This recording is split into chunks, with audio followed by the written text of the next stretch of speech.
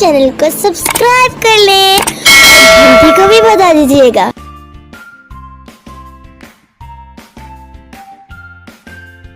बिस्मिल्लाहिर्रहमानिर्रहीम, अस्सलाम वालेकुम व्यूअर्स। आलू गोश्त बनाने के लिए मैंने 2 अदद दरमियानी साइज़ की प्याज ली है और इसको थोड़ा सा कुकिंग ऑयल और थोड़ा सा बनास्पति घी मैंने शामिल किया है और इसको फ्राई कर रही हूँ। बहुत ही बारीक कटिंग की है मैंने प्याज की और बहुत हल्की आंच में इसको फ्राई कर रही हूँ ताकि इसका जो कलर है वो लाइट सा गोल्डन हो, डार्क ना हो। लाइट गोल्डन ब्राउन जब कलर होता है आलू गोश्त में तो बहुत खूबसूरत से कलर का आलू गोश्त बनता है, उसका जायका ही अलग होता है। देखिए, आपने ज़्यादा डार्क नहीं करना इसका कलर, इस तरह से लाइट ब्राउन करना है। फिर आपने इसके अंदर जो है गोश्त शामिल कर देना है, मटन या बीफ। मैं मटन का बना रही हूँ, 1/2 kg मटन है, ये शामिल कर दें। अब आपने इसको इसमें फ्राई करना है कि इसका कलर जो है वो चेंज हो जाए। जब इसका कलर वाइट हो जाए तो आपने इसके अंदर लहसुन का पेस्ट शामिल करना है। 2 टेबलस्पून लहसुन का पेस्ट शामिल कर दें इसके अंदर।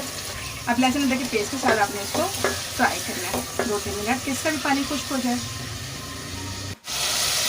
फ्राई हो गया है गोश्त, अच्छी तरीके से नमक शामिल करें 1 टेबलस्पून, लाल मिर्च का पाउडर 1 टेबलस्पून, धनिया पाउडर 1 टेबलस्पून, हल्दी 1 टीस्पून शामिल होगी इसके अंदर। तमाम मसालों को फ्राई कर लें। थोड़ा सा पानी शामिल कर दें ताकि मसाला जो है वो अच्छे तरीके से भून जाए।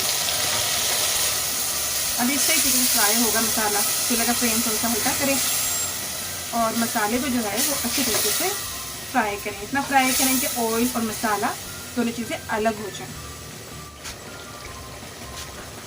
5 मिनट लगे हैं, ऑयल और मसाला जो है अलग हो गया है, ये अच्छे तरीके से जो है फ्राई हो गया है गोश्त। अब हम इसके अंदर पानी शामिल कर देंगे। तकरीबन 1/2 लीटर पानी में इसके अंदर शामिल करने लगी हूँ।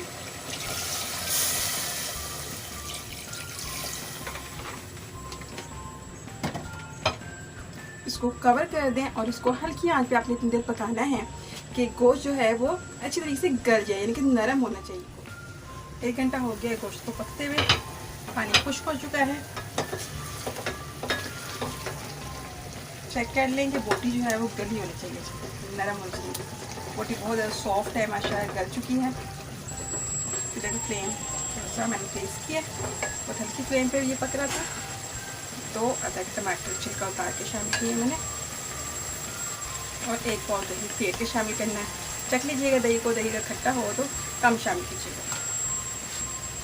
अब इसके अंदर आपने आधा किलो आलू शामिल करना है, इस तरीके से पीस करके उनको थोड़ा सा मिक्स कर लें। मिक्स करके इसको दोबारा से कवर कर दें ताकि टमाटर और आलू जो हैं वो थोड़े से गल जाएं।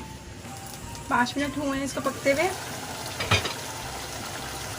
तो मिक्स करके देखते हैं। टमाटर जो है वो सॉफ्ट हो चुके हैं। अब आपने इसको गोश्त को, आलू को फ्राई करना है। इतना फ्राई करना है कि ऑयल और मसाला जो है वो अलग हो जाए। 2 से 3 मिनट हो गए फ्राई करते हुए और ऑयल और मसाला अलग हो गया है। देखें इतना खूबसूरत सा माशाल्लाह इसका कलर आया है। अब मैं इसके अंदर पानी शामिल करने लगी हूँ। वीडियो को आखिर तक जरूर देखा करें क्योंकि ये वीडियो अभी ख़त्म नहीं हुई है, अभी इसमें हमने कुछ और भी शामिल करना है। 1/2 लीटर पानी मैंने इसमें शामिल किया। इसको आपने कवर कर देना है और आपने इसको जो है ना कवर करने के बाद हल्की आंच पर पकाना है ताकि आलू जो है गल जाए।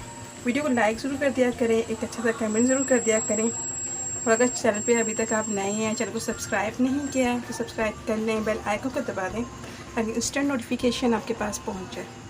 15 मिनट हो गए हैं इसको पकते हुए। माशाल्लाह इसका कलर देखें कितना खूबसूरत है। अब इसके अंदर गरम मसाला शामिल करना है, 1/2 टीस्पून गरम मसाला शामिल करें। गरम मसाले का लिंक आपको डिस्क्रिप्शन में मिल जाएगा। शौक हरा धनिया शामिल करें इसके अंदर। आलू गोश्त मैंने डिश आउट कर लिया है। माशाल्लाह देखें इसका कलर देखें इतना खूबसूरत है और जायका तो बहुत ही मज़ेदार है इसका। रेसिपी को ट्राई ज़रूर कीजिएगा। मिलते हैं एक और नई रेसिपी के साथ। शुक्रिया, अल्लाह हाफिज़।